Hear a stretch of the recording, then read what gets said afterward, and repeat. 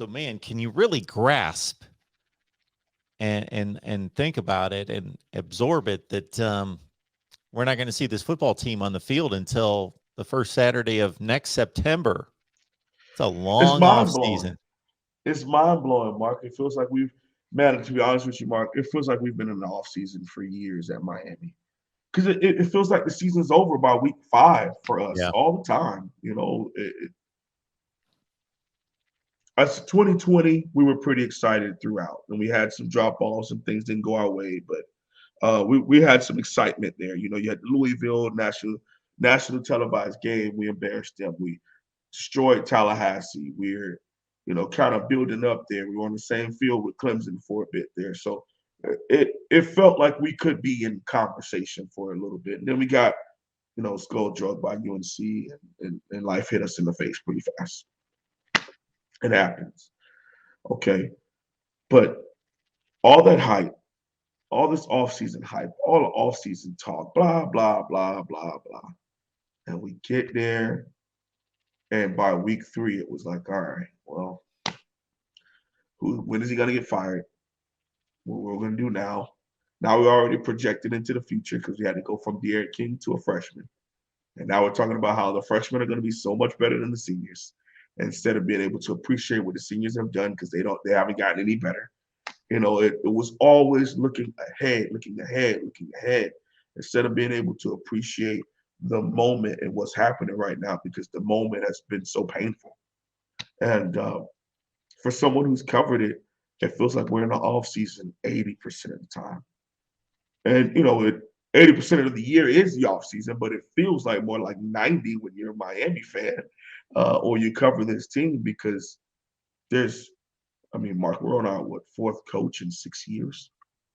It just a third. Yeah, Mark Rick in 2016, and then Manny 19, and Coach Cristobal in 21. So in 10 years, so it's 2021 right now. 2011 was the ending of Al Golden. So in this decade alone, Miami has had 4 coaches. You go back a couple months before that, when you add in Randy Shannon at the end of 2010, that's 5 coaches in 11 years. Okay, because we have continued to try to find the right fix, and I'm hoping that for the first time in my time of covering the Canes, studying the Canes, and really, really observing and knowing what I'm looking at here, that things are going to just be done in the right way and we can trust it. We don't have to beat our head against the wall about who the offensive coordinator is or who the defensive coordinator is and who can come be the savior of the U when we can say, no, we have an administration that's investing millions. We have a head coach who understands how to get it done. We can sit back and, of course, talk about it, but we don't have to try to fix it and save it and be the ones who drop that gem that they were like, you know what? We probably should give Rhett Lashley a chance. He is a good OC. And then they finally come, and you're hoping that he saves Miami before he darts off for his next head coaching job. Okay, we can finally trust and appreciate our head coach and what he brings to the table. And we will know that he's going to do his due diligence to make sure that these hires are the right ones, not just people he knows from Oregon, not just Miami alum, or not just people with South Florida ties. He's going to make the right hire for the betterment of our program. Have we heard anything from Mario since his introductory news conference? I know that's only been a couple of weeks ago, but I just didn't know if he had met with the media or if anything had been posted since then, just talking about the recruiting class, talking about anything else with the off season. Oh, yes. He was there, was it last week or a week and a half ago? He had his first presser when he was talking about the signing day and the original signing day on the 15th, I believe. So a week and a half ago, he was able to sit up there, and you could hear in his voice the excitement because he's talking about being able to have the guys that we all signed, helping them get early enrolled.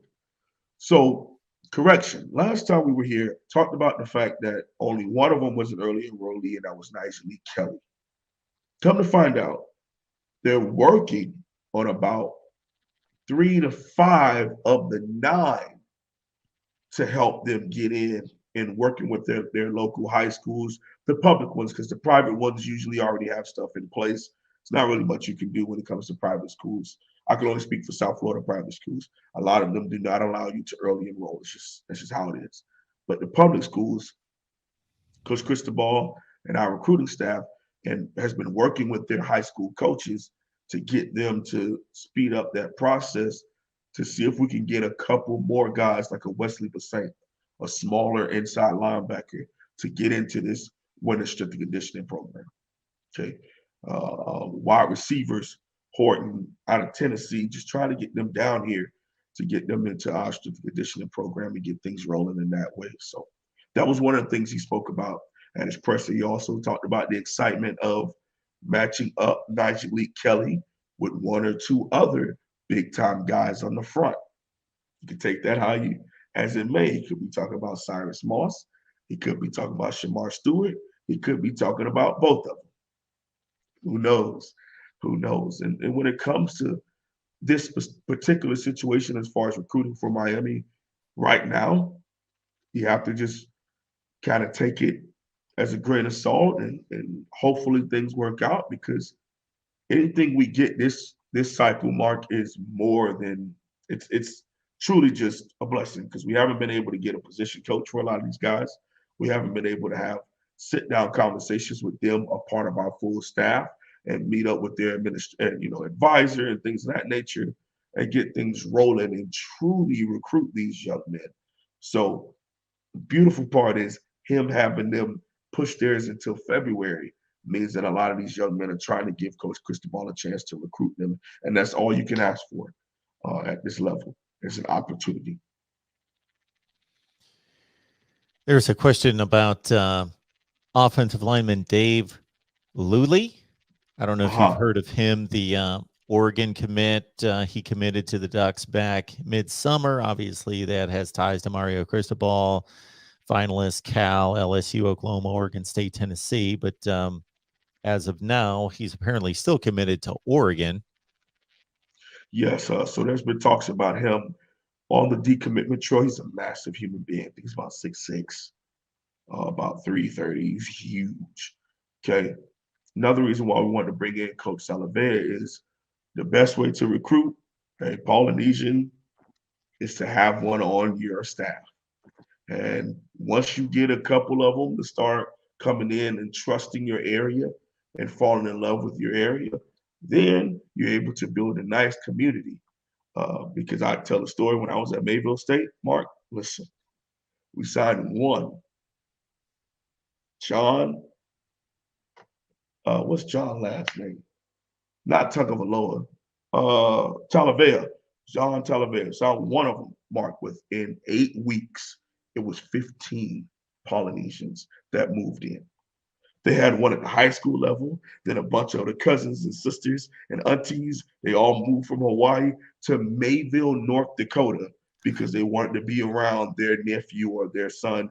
So and then it became a nice little pipeline of a couple of them signing to our school and things of that nature. So it was really cool. And I loved it because I have a connection with them.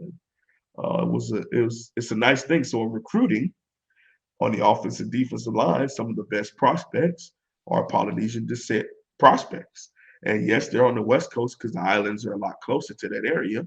But Miami is similar to a Southern California. It's similar to the way that we carry ourselves as more of a Caribbean area. It's very similar to a Polynesian or Samoan island.